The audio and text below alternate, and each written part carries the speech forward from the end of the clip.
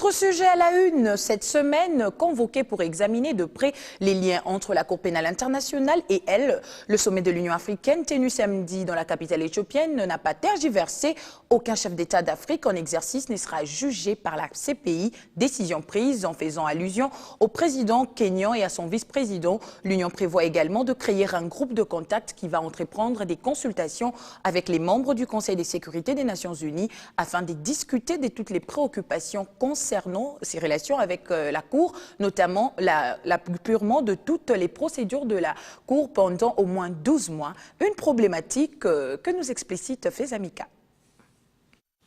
La 15e session extraordinaire de 24 heures de l'Union africaine ouverte à Addis Abeba porte essentiellement sur la relation du continent avec la Cour pénale internationale.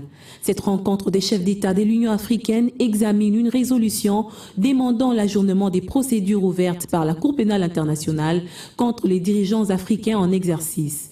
Et pour obtenir gain de cause, l'Union africaine envisage d'aller plus loin en prenant contact avec le Conseil de sécurité de l'ONU pour lui demander formellement d'ajourner les procédures en cours contre Kenyatta et Ruto, respectivement président et vice-président du Kenya, ainsi que contre Omar el-Béchir.